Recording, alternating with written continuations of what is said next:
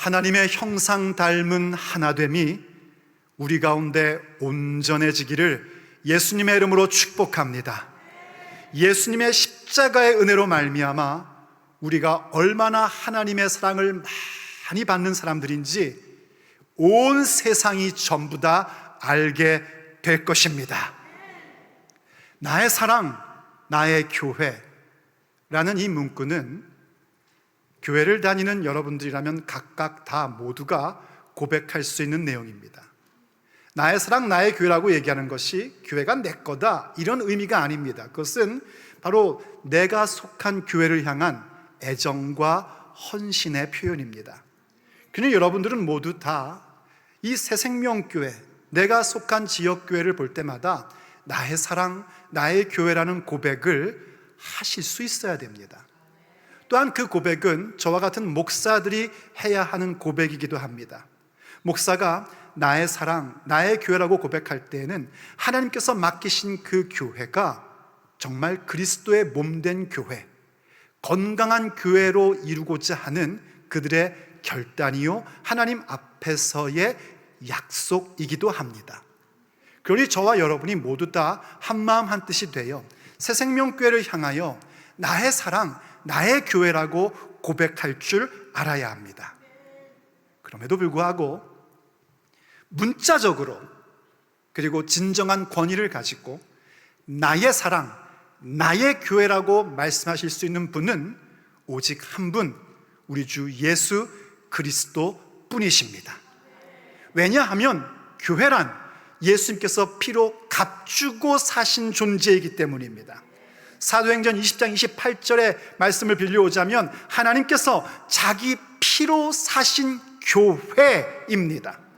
그때 그 교회는요, 어떠한 건물이나 장소 혹은 조직을 얘기하는 것은 아닙니다. 물론 이 모든 건물, 장소, 조직이라는 것은 참 중요한 것입니다. 거룩한 장소, 거룩한 조직은 하나님께로부터 말미암아 우리에게 온 것입니다. 그러니 참 귀한 겁니다. 하지만 거룩한 장소일지라도 우리가 쉽게 여기를 보고 교회다 얘기하고 교회 간다 라고 얘기하는 이 건물이 교회는 아닙니다. 교회는 예수님을 믿는 사람들입니다. 예수님으로 말미암아 구속함을 받은 사람들입니다. 이 세상에 살고 있지만 세상 밖으로 부름을 받은 존재가 교회입니다. 그래서 교회라는 단어, 성경 언어인 그리스어를 보면 에클레시아라는 단어가 있는데요, 그 에클레시아라는 단어가 에크, 밖으로, 클레오, 부르다라는 단어의 합성어입니다. 밖으로 불렀다는 겁니다.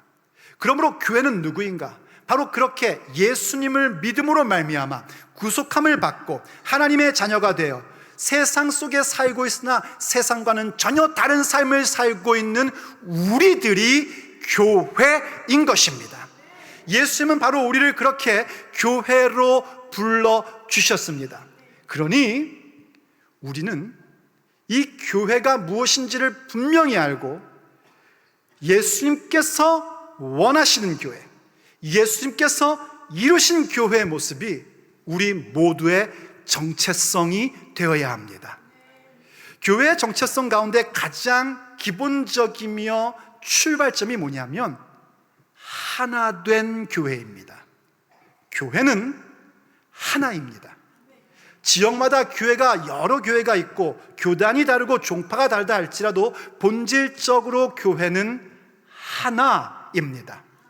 보는 관점이 다르고 강조하는 바가 다를 수는 있습니다. 그거는 틀린 게 아닙니다.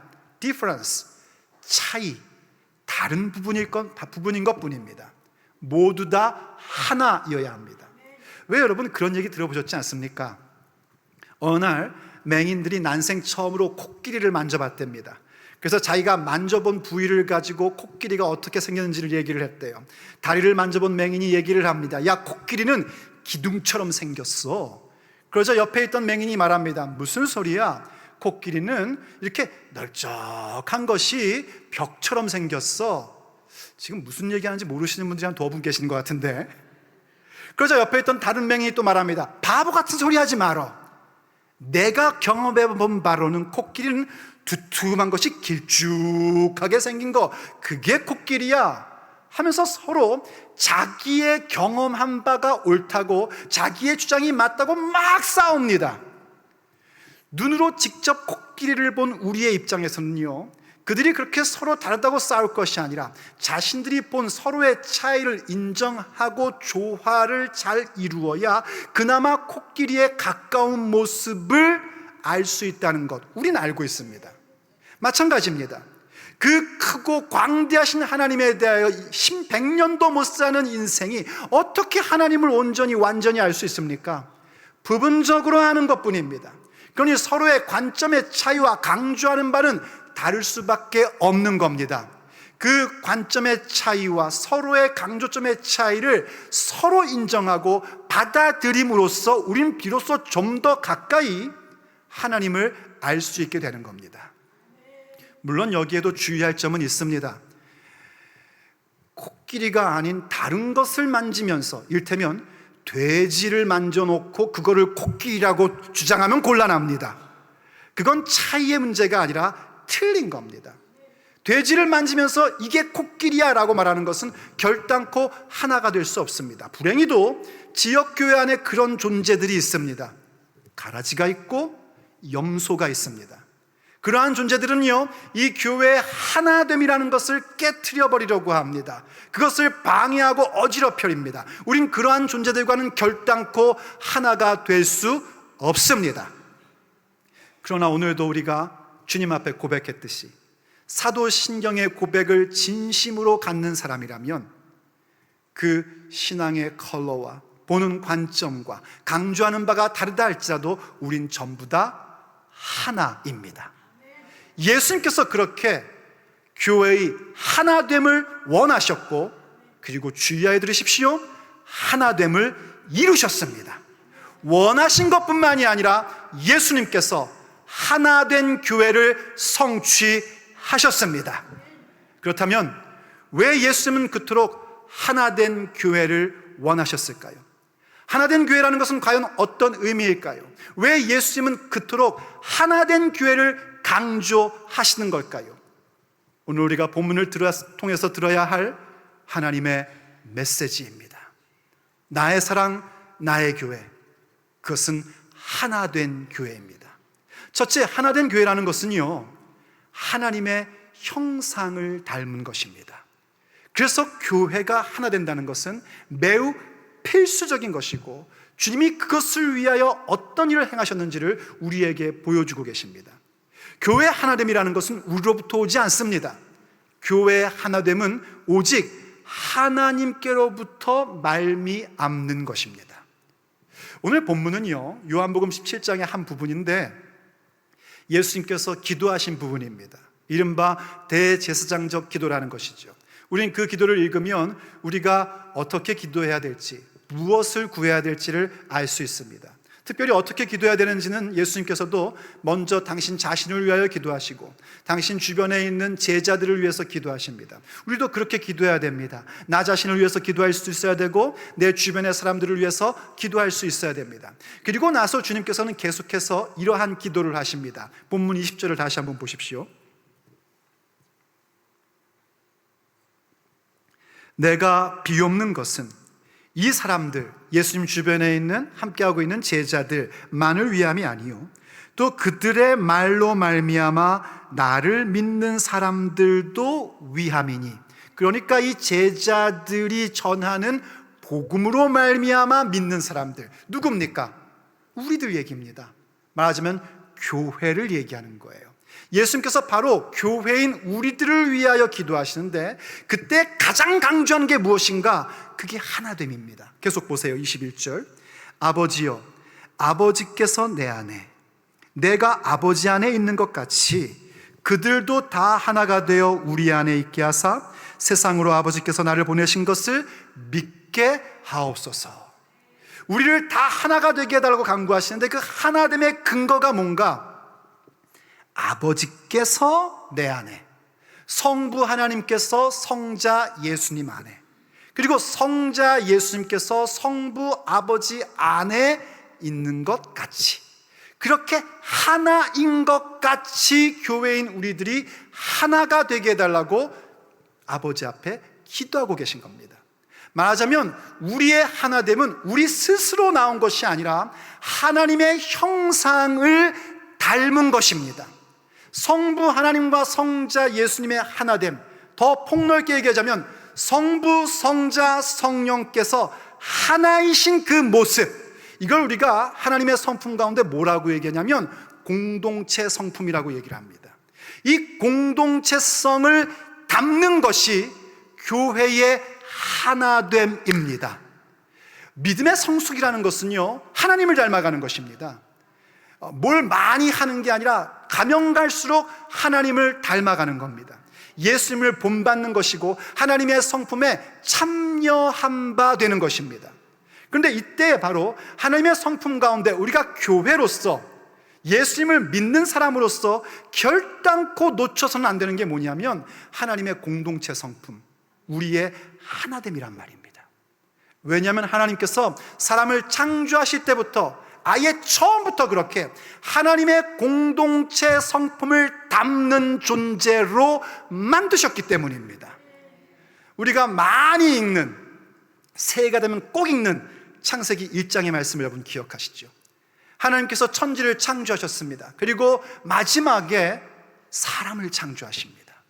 그때에 하나님이 하시지 않던 일을 하십니다. 그건 뭐냐면 하나님의 의논입니다. 신적인 의논, 하나님의 의논이 나오는데 그 본문, 그 창세기 1장 26절에서 이러한 말씀이 기록되는 걸 보게 됩니다. 하나님이 이르시되, 이걸 조금 더 알아듣기 쉽게 제가 읽어드릴게요. 자, 우리가 우리의 형상을 따라 우리의 모양대로 우리가 사람을 만들고 그들로 바다의 물고기와 하늘의 새와 가축과 온 땅과 땅에 기는 모든 것을 다스리게 하자. 자, 우리가 우리의 형상과 우리의 모양 따라대로 사람을 만들자. 그 사람들로 하여금 온 땅을 다스리게 하자 하신 거예요. 그리고 나서 하나님이 자기 형상, 곧 하나님의 형상대로 사람을 창조하셨는데 어떻게 해요? 남자와 여자를 창조하셨습니다. 남자와 여자를 창조하셨어요. 누구의 형상을 따라요? 하나님의 형상을 따라요. 삼위일체 하나님이 바로 그런 걸 얘기하는 겁니다. 삼위일체를 지금 다 설명할 시간은 없고, 한마디로 삼위일체를 설명하면 성부, 성자, 성령은 각각 인격이신데 그분들은 본질적으로 하나이시다는 겁니다. 그때 하나라는 것은요, 이렇게 그냥 한 존재라는 얘기가 아니에요. 성부, 성자, 성령은 각각 인격이십니다. 그런데 우리를 향하신 구원의 계획과 그분의 일하심과 그분의 성품과 그분의 능력, 이 모든 것이 온전히 하나시란 말입니다. 그 하나님의 형상을 따라, 그분의 우리 되심, 그 공동체 성품을 따라 남자와 여자라는 전혀 다른 존재를 만드셨습니다. 남자는 남자고 여자는 여자입니다. 무슨 말씀인지 이해가 되십니까? 남자로 태어났는데 나는 여잔가 보다는 없고요, 여자로 태어났는데 난 남자, 이런 건 없습니다. 그냥 남자는 남자고 여자는 여자입니다. 물론 좀 여성스러운 남자는 있을 수 있습니다. 그러나 남자입니다. 남성스러운 여자는 있을 수 있습니다. 그러나 그분은 그냥 여자입니다. 남자는 남자고 여자는 여자입니다. 하나님이 이 둘을 완전히 다른 존재로 만드셨습니다. 그런데 놀랍죠. 남자가 부모를 떠나 아내와 연합하여 한 몸을 이룹니다. 하나님이 명령하신 하나님의 창조 세계를 다스림에 있어서는 언제나 하나입니다. 그래서 부부가 되어 그들이 자녀를 낳습니다. 그럼 이 자녀들이 하나의 가족 공동체로 세워지게 되는 것입니다. 이렇게 부부의 하나됨, 가족 공동체의 하나됨도 어디로부터 온 것인가? 우리로부터 온 것이 아니라 오직 하나님의 형상을 닮은 모습으로 이루어진 겁니다. 그런데 무슨 일이 벌어졌습니까? 이 더러운 원수인 마귀가요, 우리의 이 모든 것들을 깨트려버리기 시작했습니다. 제일 먼저 하나님의 말씀을 믿지 못하게 만들어버립니다. 하나님의 말씀을 믿지 못하니까요, 하나님을 거역하고 타락합니다. 하나님을 거역하고 타락하니까 첫 번째 일어나는 현상이 뭐냐면 부부의 하나됨이 깨어져 버립니다. 하나이어야 할 형제들이 시기합니다. 그리고 살인합니다. 가인과 아벨의 이야기입니다. 살인이 있기 전에 시기가 있었고, 시기가 있기 전에 하나됨이 깨어져 버렸던 겁니다. 왜 하나됨이 깨어졌는가? 하나님의 말씀을 믿지 않고 타락했기 때문입니다. 하나님의 형상 닮은 그 공동체성이라는 것이 하나님을 믿지 않음으로 말미암아 타락하여 죄악된 모습으로 나온 겁니다. 바로 이 공동체성이 깨진 것이 인간의 죄악된 타락한 모습 그 자체인 겁니다. 그런데 그것을 우리 예수님께서 회복시켜 주셨습니다. 예수님께서 온전히 우리에게 그 십자가의 능력을 통하여 회복시켜 주신 것입니다. 그러니 우리의 하나됨이라는 것은 우리 스스로 이루어지는 것이 아니라 오직 하나님께로부터 온 것이요 예수님의 십자가로 말미암아 주어지는 것입니다. 오직 하나님의 형상을 닮음으로 이루어지는 겁니다. 물론 세상에서도요 하나됨, 일치, 연합 이런 걸 강조합니다. 그러나 저는 그것을요 정치적 하나됨, 정치적 연합이라고 얘기합니다. 물론 정치인들이 하는 것도 정치적 연합이지만 그건 단순한 정치인들만의 얘기가 아닙니다. 이 교회 안에서조차도 내 생각, 내 철학, 내 목표하는 바, 내 관심사를 중심으로 하나 되자 하는 것, 그게 정치적 하나됨입니다. 왜 가정에서 부부가 하나가 안 됩니까? 내 생각으로 중심으로 해서 하나 되자는 겁니다. 왜 부모와 자녀의 관계가 하나가 되지 못합니까? 부모가 자꾸만 자기의 생각과 자기의 철학으로 자녀에게 따라오라고 하니까 하나가 안 되는 겁니다. 그건 정치적 하나됨입니다. 이건 다른 말로 자기중심적 하나됨이라고 말할 수 있습니다. 우린 자기중심적 하나됨을 배격합니다. 왜냐하면 자기중심적 하나됨은요 참 아이러니하게도 교회의 하나됨을 항상 깨트리기 때문입니다. 우리가 원하는 것은 자기중심적 하나됨이 아니라 오직 예수님을 중심으로 한 하나됨입니다. 믿으시면 아멘 하십시오. 주님으로 예수님 중심된 하나됨, Jesus-centered unity, 이걸 추구하고 이것을 우리가 갖게 된 것입니다. 왜냐하면 우리의 하나됨이라는 것은 하나님의 형상을 닮은 것이고, 하나님의 형상 닮음으로의 회복은 우리의 힘으로 되는 것이 아니라 오직 예수님의 십자가와 부활의 은혜로만 이루어지는 위대한 하나님의 사건이기 때문인 것입니다. 그러므로 두 번째 교회의 하나됨이란 무엇을 말하는 것인가? 그것은 바로 주님의 영광을 우리에게 주신 결과가 교회의 하나됨입니다. 교회의 하나됨, 하나님의 형상을 닮은 그 공동체성의 회복은 오직 예수님의 영광이 우리에게 주어진 결과임을 기억하십시오. 예수님께서 이렇게 기도를 하십니다. 22절입니다. 내게 주신 영광을 내가 그들에게 주었사오니 이는 우리가 하나가 된 것 같이 그들도 하나가 되게 하려 함이니이다. 여기서도 또 말씀하시죠. 우리 곧 아버지와 예수님이 하나가 된 것 같이, 그게 우리의 하나됨의 근거예요. 그것과 같이 그들, 교회도 하나가 되게 하렴입니다. 그걸 위하여 무엇을 주셨대요? 아버지께서 예수님께 주신 그 영광을 교회인 우리에게 주셨답니다. 요한복음에서 예수님의 영광은요, 우리가 예전에 요한복음 강론을 다 들어서 기억하시겠지만은요, 예수님의 십자가와 부활이 예수님의 영광입니다. 그리고 더 나아가 예수님의 십자가와 부활을 통하여 우리에게 성령 주심이 예수님의 영광입니다. 그 영광을 우리에게 주심으로 인하여 우리가 하나가 된 것입니다. 하나됨, 하나님의 형상 닮은 하나됨이 우리 가운데 온전하게 회복이 된 것입니다. 여러분, 예수님께서 왜 십자가 지셨습니까? 예수님께서 왜 부활하셨습니까? 예수님께서 왜 우리에게 성령님을 보내주셨습니까? 기본적으로, 그리고 본질적으로요, 이 예수님을 믿음으로 말미암아 죄사함 받고 구원함을 받고 하나님의 자녀라 일컬음을 받게 하기 위하심입니다. 믿으시면 아멘 하십시오. 이거는 뭐 언제 들어도 우리가 아멘 해야 될 내용입니다. 십자가와 부활과 성령의 강림과 내주하심으로 말미암아 우린 죄사함 받았으며 구원함 받았고 하나님을 아바 아버지라 부를 수 있는 권세를 얻게 되었습니다. 그런데 왜 교회가 문제인가? 여기서 끝나기 때문입니다. 그래서 그냥 나 구원받고 천국 갔으면 됐지 뭐 이러니까 교회가 교회의 모습을 잃어버리고 능력을 잃어버리는 겁니다. 오늘 말씀하셨듯이요, 그게 끝이 아니란 말입니다.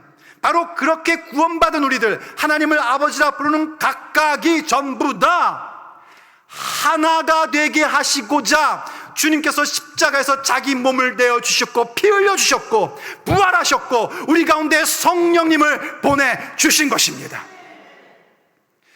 요한복음에 보면은요, 예수님께서 죽은 지 나흘이 지난 나사로를 살리셨던 위대한 사건이 나옵니다.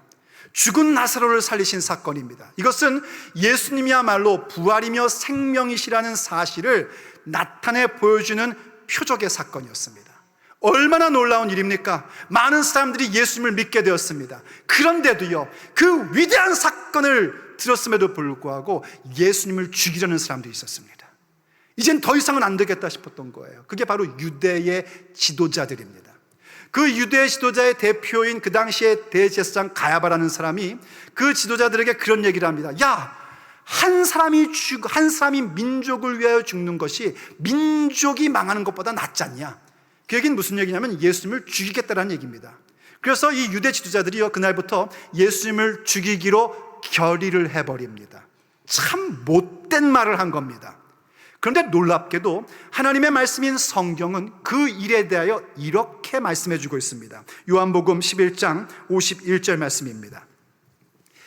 이 대제사장 가야바가 한 말은 스스로 한 게 아니랍니다.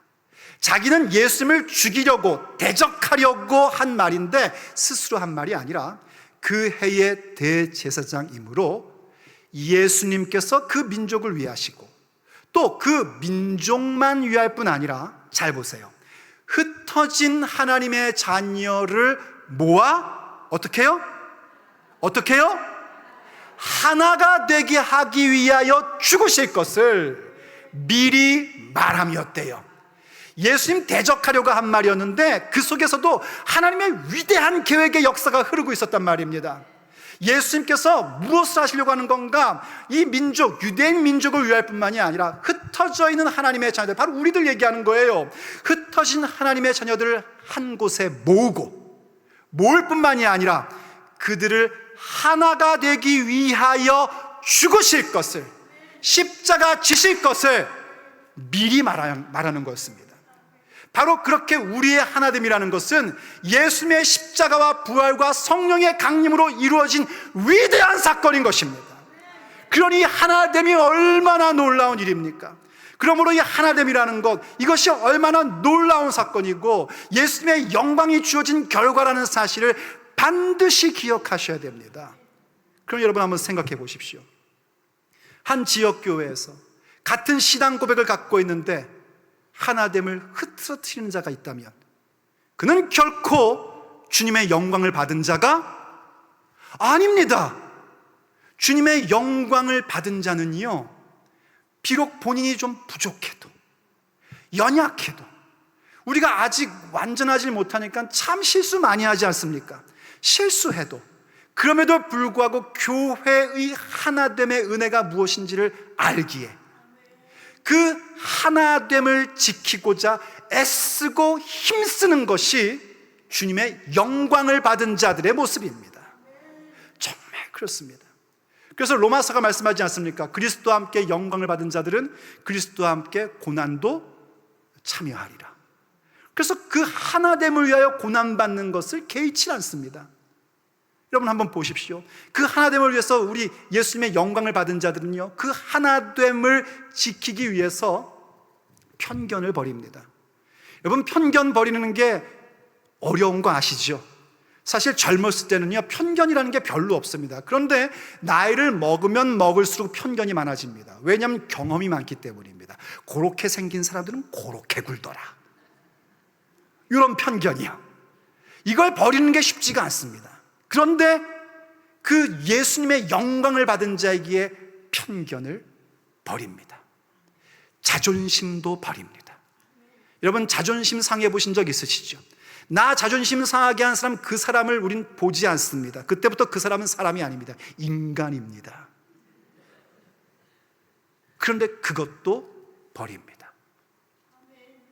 왜냐하면 주님의 영광을 받은 자이기 때문입니다. 내 손해도 감수합니다. 재정적인 손해까지도 감수해 나갈 줄 압니다. 그리고 차이를 인정합니다. 차이 인정하는 게 얼마나 피곤한 일인지 아시죠? 우리 교회는 두 가지의 언어를 쓰는 교회입니다. 영어와 한국어의 차이. 그거를 극복하는 게 보통 일입니까? 어렵습니다. 그 차이를 넘어서는 게 어려움에도 불구하고 그거를 기꺼이 감수합니다. 왜요? 주님의 영광을 받은 자들이기 때문입니다. 십자가와 부활의 은혜, 성령님의 강림을 경험한 자들이기에 주님의 영광을 받았으니 고난에도 기꺼이 동참해 나가는 겁니다. 그런데 참 희한하죠. 신비롭죠. 분명히 그렇게 차이를 인정하고 편견을 버리고 자존심 버리고 손해를 감수하는 일이 우리가 분명히 육체적으로 느낄 때에는 참 고통스러운 일입니다. 참 힘든 일입니다. 그런데 그런 일을 계속해서 경험하며 나가면 나갈수록 내가 하나님께 얼마나 사랑을 많이 받는 사람인지가 확인되게 됩니다. 그냥 우리끼리 우리는 하나님께 사랑받고 있어요, 하나님이 우리를 사랑해요, 이런 차원이 아닙니다. 예수님을 모르는 세상조차도 하나님의 영광, 예수님의 영광을 받은 결과로 하나 된 우리들의 모습을 통해서 과연 저들이 하나님의 사랑을 받는 사람들이구나 하는 것을 알 만큼 하나님의 사랑을 받는 자들로 세워지게 됩니다. 그러므로 세 번째 교회 하나됨이란 무엇인가? 바로 하나님의 사랑받고 있음의 증거입니다. 교회의 하나됨, 바로 하나님의 형상을 담는 그 하나됨, 오직 예수님의 영광을 받은 자들로서의 결과인 그 하나된 모습이 마침내는 하나님의 사랑받는 존재로서 세워진 증거가 됩니다. 오늘 본문 23절로 한번 가보십시오. 23절에서 이렇게 말씀하고 있습니다. 예수님께서 기도하시는 거예요. 곧 내가 그들 안에 있고, 예수님이 바로 우리 교회인 우리 안에 계시고 아버지께서 내 안에, 예수님 안에 계시어. 그러면 여러분 어떻게 되는 겁니까? 삼위일체 하나님이 우리 안에 계신 겁니다. 할렐루야. 하나님이 우리 안에 계시니 어떤 현상이 나타납니까? 그들로 온전함을 이루고 온전해집니다. 이때 온전해진다는 건 우리가 완벽해진다, 이 얘기 아닙니다. 우린 천국 가는 그날까지 완벽해질 수 없습니다. 온전하다는 건 쉽게 얘기하면 성숙해진단 말입니다. 성숙해지는 겁니다. 그럼 성숙해지려는 이유는 뭘까요? 누군가에게 나는 성숙해 너보다, 이거 보이려고요? 그때는 고개가 약간 이렇게 들어지죠, 그렇죠? 아닙니다. 온전함을 이루어 하나가 되는 겁니다. 나의 성숙함이 어디서 드러나는가? 이 하나된 모습이 있는지 없는지 거기에서 드러나게 되는 겁니다. 온전함을 이루어 하나가 되게 하려 하는 이유가 뭔가? 아버지께서 예수님을 보내신 것과 또 아버지께서 예수님 사랑하심 같이 교회인 우리도 사랑하신 것을 누가 알게 되어 세상으로 알게 하려 함이로써이다. 이해되시면 아멘 하십니다. 이해가 안 되면 처음부터 다시 할까요? 예수님께서, 아버지께서 예수님 안에, 우리가 예수님 안에, 하나님이 우리 안에 계심으로 우리가 성숙해지고 성장합니다. 그러므로 인하여 우리가 하나를 이루게 되고, 그 모습은 과연 예수님이 아버지께로부터 보내심을 받았다는 복음 증거의 본질이 나오게 되는 거예요. 그래서 교회의 하나됨이라는 것은 그야말로 선교의 최고 방법입니다. 진정한 선교가 교회의 하나됨이 나타나는 겁니다. 그리고 그때에 아버지께서 예수님을 사랑하신 것, 사실 하나님의 사랑은요 예수님에게 집중되어 있습니다. 우리가 왜 하나님께 사랑받는다는 사실을 아는가? 예수님이 우리의 머리이시기 때문입니다. 그분의 몸이 되었기 때문에 예수님을 향한 아버지의 그 전폭적인 사랑이 우리에게 임하고 있는 겁니다. 그래서 그 사실이 한 몸으로서 우리가 하나가 되었을 때에 세상도 알게 된단 말입니다. 참 신기하단 말이죠. 그 모습을 보여줬던 게 사도행전에 나오는 초대교회의 모습입니다. 초대교회는요, 그야말로 하나가 되어 있는 교회였었고요, 하나님의 사랑받음이 확증되고 드러나던 교회였습니다. 어떻게 그럴 수 있었는가? 그들은 예수님의 은혜로 말미암아 주님의 영광을 받은 자로서 하나님의 형상을 닮아가며 하나된 존재로서 사도들의 가르침을 받았습니다. 그리고 날마다 떡을 떼면서요, 거룩한 교제를 나눴고, 또 자기의 재산을 자기 것으로 여기지 않고 서로 도와주고 함께 협력했던 모습을 가졌었습니다. 그야말로 하나님께서 기뻐하시는 교회의 모습이었어요. 그래서 일어나는 현상이 뭐였냐면 바로 교회 리더들을 통하여 하나님께서 놀라운 기적의 사건을 나타내 주셨습니다. 그런 가운데에 이러한 말씀을 우리에게 보여주고 있어요. 사도행전 2장 46절을 보면은요, 그들이 날마다 마음을 같이 했대요. 왜 마음을 같이 했을까요? 이미 그들은 한 몸이 되었습니다. 예수님의 영광을 받은 자들이 한 몸이 되었어요. 그럼에도 불구하고 우리에게 주어진 과제는 뭡니까? 그 하나 된 것을 지켜야 됩니다. 그래서 한 마음을 같이하여 어떻게 했어요? 성전에 모이기를 힘쓰고, 바로 우리처럼 말이죠. 그냥 집에서 있는 게 아닙니다. 집에서 유튜브로 보는 게 아니에요. 하나님께서 구별하신 장소 가운데 함께 모이기를 힘쓰시기를 권면합니다. 그리고 집에서는 떡을 뗐대요. 이건 뭐냐면 바로 순모임입니다. 순모임 가지셔야 됩니다. 스몰 그룹 가운데서 떡을 떼고 기쁨과 순전한 마음으로 음식을 먹습니다. 여러분, 같이 밥 먹는 거 참 좋은 일입니다. 그런데 순전한 마음으로 하셔야 됩니다. 밥 먹으면서 맨날 남 얘기나 하고 교회 허무는 얘기나 하고 그러면 안 됩니다. 순전한 마음으로, 하나님께서 예수님께서 그 영광을 주심으로 우리의 하나됨이 얼마나 놀라운 특권인지를 기억하며 순전한 마음으로 같이 밥 먹는 겁니다. 그랬더니 어떤 현상이 나와요? 하나님을 찬미합니다. 이 찬미를 하나님이 받으시죠. 그러자 나오는 현상이 뭔가? 또 온 백성에게 칭송을 받아요. 이때 백성은요, 교회 안에 있는 사람들이 아닙니다. 교회 밖의 사람들입니다. 우리에게 말하자면 이웃들이 우리의 그 모습을 보고 칭찬합니다. 그러자 주께서 구원받는 사람을 날마다 더하게 하십니다. 할렐루야. 이게 진짜 전도란 말이에요. 그래서 하나 된 모습을 갖고 있을 때에 우리가 사랑받고 있다는 사실을 확인할 수 있는 겁니다. 사실 그렇습니다. 내가 주의 영광을 받으면은요, 하나님께 사랑받고 있다는 사실을 분명히 압니다. 그러면 우리는 하나 된 모습을 지킵니다. 집에서도요, 부모의 사랑을 듬뿍 받는 형제들은요, 하나 된 모습으로 살아갑니다. 온전히 사랑받는 형제들은 하나 된 모습으로 살아가요. 그리고 그 모습 때문에 또 하나가 되고 또 영광을 돌리게 되고, 교회도 마찬가지입니다. 주께서 하나 된 것을 기억할 때에 우리가 사랑받고 있다는 사실을 알게 되고, 사랑을 받으니 마음을 합하여 우리가 그렇게 하나 된 모습 살아가고 사랑받는 모습으로 살아가게 되는 겁니다. 그때 많은 사람들이 궁금해하는 거예요. 도대체 저 사람들은 뭘까? 이 어려운 시기에, 이 경제적 난국인 시대에 도대체 뭐가 저렇게 좋지? 뭐가 저렇게 다르지? 궁금해하게 되고, 교회를 궁금하고, 그래서 복음을 듣게 되고 구원을 받게 되는 놀라운 역사가 일어나는 것입니다. 그게 바로 사랑받는 사람들을 통하여 일어나는 사건이에요. 여러분, 우리는 하나님의 사랑받는 자들입니다. 정말 사랑받는 자들이에요. 그리고 우리는 하나님께 사랑받는다는 사실을 늘 확인받아야 됩니다. 저는 그렇습니다. 저는 하나님께 사랑받고 있다는 사실을 매 순간순간마다 확인받고 싶은 사람입니다. 여러분들도 그러시죠? 그리고 그게 확인되어야만 직성이 풀립니다. 무슨 일이 일어날 때마다, 어떤 순간이 될 때마다, 하나님 나를 사랑하고 계시는구나, 이걸 확인해야 되는 사람이에요. 근데 어떻게 그 사랑받음을 확인할 수 있을까요?